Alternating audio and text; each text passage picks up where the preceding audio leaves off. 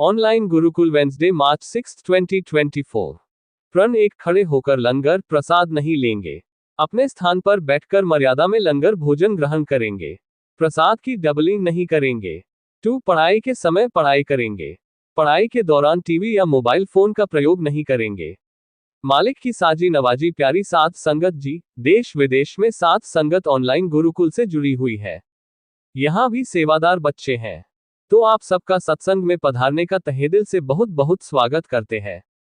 ये महीना एमएसजी गुरु मंत्र भंडारा है और मालिक से यही दुआ है कि आप गुरु मंत्र में ध्यान दें, सिमरन करें और आपका ध्यान गुरु मंत्र में लगे और आपके घर में खुशियां, यानी शरीर रूपी घर में और उस घर में भी खुशियां बरकते आए जिसमें आप रहते हैं। बहुत बहुत आशीर्वाद। गुरु मंत्र का जाप जब इंसान करता है तो आत्मा को वो खुराक मिलती है जो अनमोल है, और अनमोल इसलिए भी कि संसार में जितना भी खाने पीने का सामान है वो मन के लिए, शरीर के लिए है। सिर्फ एक ही ऐसा खाना है जो आत्मा की खुराक है और वो खाना है सेवा और सिमरन। बाकी जितने भी कार्य आप करते हैं स्वार्थ सिद्धि के लिए, अपने स्वार्थ को पूरा करने के लिए, शरीर के स्वार्थ को, शरीर की जरूरतों को पूरा करने के लिए। लेकिन एकमात्र खाना है ऐसा जो शरीर के साथ साथ आत्मा को भी खुराक देता है, और वो खाना है राम का नाम। हालांकि राम नाम अलूनी सिल है, नमक मिर्च मसाला कम है। ना मात्र आप क्लबों में जाते हो, नाच शराब मांस अंडा नशे वेश्यावृत्ति पता नहीं क्या क्या चलता है दुनिया में, वहां मिर्च मसाला ही है और कुछ नहीं। वहां लोग दौड़ कर जाते हैं, वो मन की खुराक है। चुगली निंदा है। ये कहा जाता था कि बहनें चुगली निंदा ज्यादा करती, लेकिन आज मुकाबला बराबर है। हमने देखा है भाई भी सिर जोड़ जोड़ के चुगली निंदा करते। मिलता क्या है? बिना वजह दूसरों के पाप धोते रहना। जो वहां हाजिर नहीं उसकी बुराई गाना। क्या कभी दो लोग बैठ के एक दूसरे की बुराई करते दिखे? तू बुरा वो कहता हो, तू बुरा ना। वो तो एक दूसरे को देवता कहते हैं, क्योंकि मुंह पे कहना बड़ा मुश्किल होता है सच्ची बात, और झूठी बातें पीछे कितनी करते रहो। लोग चुगली निंदा में मस्त रहते हैं, चुगली निंदा में खोए रहते हैं।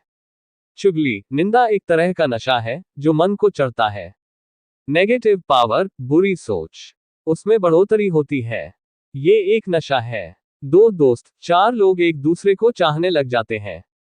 उनको होता है कब मिले और कब दूसरों की चुगली निंदा करें।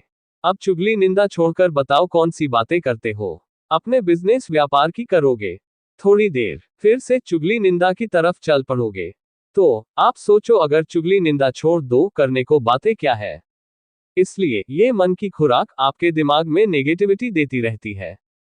जरा सी कोई बात होने पर आप जल्दी घबरा जाते हैं, परेशान हो जाते हैं, क्योंकि आत्मा की आवाज दबी हुई है। आप कोई भी अजीबोगरीब गलत कर्म करते हैं तो आत्मा की आवाज आती है। फर्स्ट टाइम कोई भी बुरा कर्म कोई भी बंदा करता है तो आत्मा की आवाज लाजमी आती है, लेकिन आप उस आवाज को सुनते नहीं या दबा देते हैं और फिर मन हावी हो जाता है, और कहावत है बिगड़ा मन गुरु का ना पीर का। इसलिए सुमिरन किया करो ताकि मन के नकेल डाल सको, ताकि बुरे विचारों पर आप कंट्रोल कर सको। आप तो मजे लेते हो, बुरे बुरे विचार आए, गलत गलत विचार आए और उन्हीं के सपनों में खोए रहते हो, और जिंदगी एक पशुओं की तरह गुजार के, एक शैतान की तरह गुजार के इस दुनिया से चले जाते हो। अपने विचारों का शुद्धिकरण करने से क्या होगा? आपकी आत्मा को असीम शांति मिलेगी, आपके दिलो दिमाग में असीम शांति होगी, और एक ऐसा नशा लगातार आपको मिलता रहेगा जो अंदर सुरूर लाएगा और चेहरे पर नूर लाएगा, आज नहीं तो कल जरूर लाएगा। साथ संगत में हमने देखा सेवादार जो दृढ़ यकीन रखते हैं, वचनों पे ठोक के पहरा देते हैं, चेहरे पर नूर रहता है, खुशमिजाज रहते हैं। नूर का मतलब वो गोरा चिट्टा नहीं होता, रंग तो मालिक ने ही दिए है, गोरा है, काला है, सावला है, कैसा भी रंग। जो दृढ़ यकीन रखते हैं, वचनों के पक्के हैं, चेहरे पे एक आभा रहती है, एक खुशी रहती है, और वो बंदा मनमता नहीं चलता, वो गुरमते चलता है। वो ओम हरि अल्लाह गॉड खुदा रब की भक्ति करता है, और जो भक्ति करते हैं वो कभी अपनी मान बढ़ाई नहीं गाते।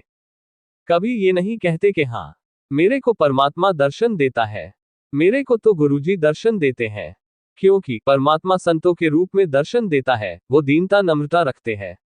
वो कभी इस तरह के कोई शब्द नहीं प्रयोग करते हैं जिससे उनकी मान बढ़ाए हो। वो कहते हैं जो करने वाला है, ओम हरि अल्लाह वाहेगुरु गॉड राम, वो करता था, करता है और करता ही रहेगा, और यही हकीकत है। ऐसी दीनता, ऐसी नम्रता जिसके अंदर आती है, वही रूहानियत में, सूफियत में तरक्की करता है। तो इसलिए भाई, आप सुमिरन करो, सेवा करो, ताकि आत्मा बलवान हो। आपके दिलो दिमाग में जो नेगेटिविटी है, टेंशन है, परेशानियां है, कितना भी छुपा लो, संत पीर फकीर ऐसे होते हैं जो आपके दिलो दिमाग में चलता है, एक बार उनके सामने आते हो, वो माथे पे पढ़ लेते हैं, ये साइन बोर्ड है। जैसे दुकानों के साइन बोर्ड लगे होते हैं, जनरल स्टोर है, ये फला है, ये फला है, ऐसे ही आप सब के जो फोरहेड है, जो माथा है, वो साइन बोर्ड लगे हुए हैं। पता चल जाता है इस बॉडी में क्या क्या सामान है, कितने आप गलत हैं, कितने आप सही है, क्या नेगेटिविटी है, क्या पॉजिटिविटी है, आप किस खसलत के ख्यालों के स्वामी हैं, क्या सोचते हैं, क्या करते हैं, क्या दिखते हैं और वास्तव में आप है क्या। लेकिन संत बताते क्यों नहीं। संतों को पर्दा मंजूर होता है, परम पिता परमात्मा को पर्दा मंजूर होता है, लेकिन सत्संग में वो सरेआम बोलते रहते हैं, क्योंकि वो सबके लिए होता है, और खासकर के उनके लिए जिनके अंदर ऐसी चीजें होती है। पुराने समय में पत्थर होते थे, चिट्ठियां लिखा करते थे, तो उसमें लोग लिखते थे, गुरुजी कल जो सत्संग किया उसमें मुझे कहा था क्या। अरे भाई, तू सत्संग में बैठा है और सुन रहा है, कहीं भी सुन रहे हो तो आपको ही कह रहे हैं, और हम सत्संग पक्षी पशुओं के लिए तो नहीं कर रहे। सुन तो उनको भी रहा है, पक्षी है, आपने देखा होगा कभी आते हैं, थोड़ा सुना और खिसक लेते हैं, क्योंकि उनमें बुद्धि विवेक उतना ही है। तो ये आप सबके लिए होता है। जो भी संत पीर फकीर बात कहते हैं, स्पिरिट वही लगता है, जहां जख्म हो, स्पिरिट काफी लगता है, आप हाथ में ले लो और उसको घुमाओ, कहीं जख्म हुआ तो वहां जलन होगी। उसी तरह संतों के वचन होते हैं, जिसके अंदर जैसे विचार है, जब वो बोलते हैं, अगर ध्यान से सुन रहे हो, अगर श्रद्धा रखते हो, तो जरूर ये लगेगा, यार मेरे को कह रहे हैं। अगर आपको लगता है मेरे को कह रहे हैं, तो इसका मतलब कमियां हैं, और अगर आपको लगा कि कमियां हैं, तो राम नाम का जाप करो, अंदर प्रण करो और उन कमियों को दूर कर डालो। आप पवित्र हो जाएंगे, आप मालिक की खुशियों के हकदार बन जाएंगे। सवाल जवाब। सवाल एक, पिताजी सिमरन करते वक्त अगर कोई शब्द गलती से रह जाए तो क्या वह दरगाह में मंजूर नहीं होगा। जवाब, बेटा कोशिश करो कि शब्दों पे कमांड हो जाए। शब्दों को लगातार बोलोगे तो वो जुबान पर चढ़ जाएंगे और फिर कोई शब्द रुकता नहीं, तो आप सिमरन करोगे तो वो मालिक भावना से भी मंजूर करता है, इसलिए खाली नहीं जाता। सवाल 2, पिताजी बच्चों को कैसे पढ़ाएं कि उन्हें ज्यादातर स्कूल में ही याद हो जाए, घर जाकर भी वो पढ़ाई को बोझ ना समझकर पूरे उत्साह से पढ़ें। टीचर्स के लिए कुछ टिप्स दे दीजिए। जवाब, सबसे बढ़िया है बेटा, हंसी खुशी आप पढ़ाएं। पहले माहौल बनाएं, चाहे थोड़ी सी हमारे अकॉर्डिंग ये लगता है बच्चे अगर खुश होंगे, मूड में होंगे, और फिर पढ़ाएं। एक होते हैं कि टीचर ही इतना सीरियस होता है, बच्चे और सीरियस हो जाते हैं, और एक खुशी का अगर वातावरण हो तो बच्चे खुश हो जाते हैं कि वो टीचर आएगा तो बहुत पढ़ेंगे हम ढंग से। तो हमें लगता है कि अपना मूड खुशी खुशी रखा करो, और जो ऐसे कुर्ता हुआ आता है, आप बुरा ना मनाना। टीचर हो हमारी बेटियां बेटे, उनको कहते हैं ये आ गया, आ गई है, तो आप खुशी का मूड बना के आया करो। कई बच्चे तो फिर ये भी करते हैं कि अच्छा, घर से लड़कर आए होंगे आज मैम, तरह तरह की चुगली, निंदा नहीं कह सकते इसको, ये कहते हैं कि टांग खिंचाई कह लो या अपनी भड़ास कह लो। तो आप खुशमिजाज आइए और खुशी खुशी वातावरण बनाए क्लास में, और फिर कहिए कि बेटा अब खुश हो। आप खुशी से पढ़ो, और पढ़ने का अंदाज तरीका भी कुछ अलग तरह का हो, उसके साथ अगर कुछ अलग सा अंदाज बना के आप पढ़ाएं, हमें लगता है बड़ा अच्छा रहेगा कि एक सीरियसनेस भी रहेगी, लेकिन इतने भी सीरियस ना हो जाओ कि मतलब हद से ज्यादा, और पढ़ाओ इस तरह से कि बच्चे को याद हो जाए। जैसे एक उदाहरण देते हैं जो हमें आज तक भी याद है कि हम जब पढ़ा करते थे, एक टीचर ने बोला कि क्या आपको याद रहता है कि महीना कौन सा 30 का है और कौन सा 31 का। तो बच्चे कहने लगे, गुरुजी नहीं मास्टर जी, याद नहीं रहता। तब मास्टर जी कहते थे, बड़ा आसान है बेटा, ये जो उंगलियां हैं ना, तो ये जो टिप्स है हमारी ऊपर, तो महीना 31 का है। जनवरी, फरवरी, मार्च, अप्रैल, मई, जून, जुलाई और अगस्त। जुलाई, अगस्त, 2 31 के, तो ऐसे पढ़ो। जो नीचे आता है वो 30 का, ऊपर आता है वो 31 का। तो आज तक याद है और आपको भी याद हो जाएगा। तो ये एक तरीका है, ढंग है। तो ऐसे ही अगर याद करवाओ मतलब ऐसा अंदाज हो जाए कि बच्चे के दिलो दिमाग में बिठा दो और वो याद भी करे तो उससे याद हो जाए। सवाल 3, पिताजी आप जी बहुत कम खाते हैं, क्या आपको भूख कम लगती है या आप भूख कंट्रोल करते हैं? जवाब बेटा, हमारा कंट्रोल ही है, हम इतना ही खाते हैं और यह बेपरवाह जी की रहमत है। हाँ, पानी हमारी ज्यादा खुराक है, पानी बहुत पीते हैं अपनी तरफ से। और ऐसा नहीं कि भूख कम लगती है, आप जितनी ही लगती है। लेकिन कंट्रोल सिमरन से, भक्ति से कंट्रोल रहता है तो इसलिए फिर वो लगती नहीं। भूख को कह देते हैं अब तुमने नहीं लगाना तो वो चली जाती है बेचारी। और जब जरूरत होती है कि अब थोड़ी सी आ जा, अब लग जा, तो लग जाती है। और आपको तो एक बार लग गई तो लगी ही रहती है, आशीर्वाद। सवाल 4, कॉम्पिटिटिव एग्जाम की तैयारी करते हैं तो सिलेबस ज्यादा होने के कारण अच्छे से पूरा कवर नहीं कर पाते।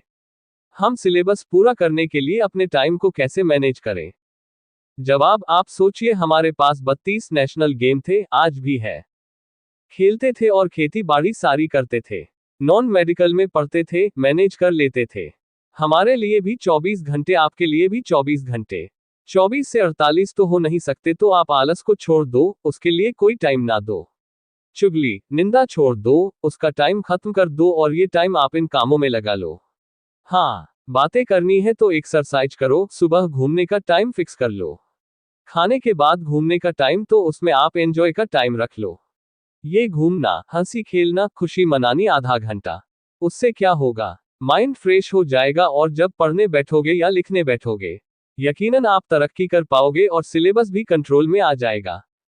सवाल 5, पिताजी लगातार प्राणायाम से इंसान की आयु बढ़ सकती है तो हमारे ऊपर जो कर्म चक्कर आता है, क्या उसका टाइम भी घटता बढ़ता है? जवाब, जी हाँ बेटा। अच्छा सवाल है आपका। सुमिरन करो तो बहुत बड़ा कर्म कंकर में बदलता है और थोड़ी देर में कट जाता है। सुमिरन नहीं करते, वो अपना पूरा टाइम लेके जाता है और बड़े रूप में भोगना पड़ता है। सवाल 6, पिताजी इंसान सद्गुरु के साथ रहकर जितना समय सेवा करता है, क्या ये पहले से ही निश्चित होता है? क्या ये समय बढ़ाया जा सकता है? हम ऐसा क्या करें कि हमें भी ये सौभाग्य नसीब हो? जवाब, सेवा करना चाहते हो बेटा, सुमिरन करना चाहिए और भावना को जागृत करो तो सेवा का समय बढ़ जाता है और सेवा में और नशा आने लगता है।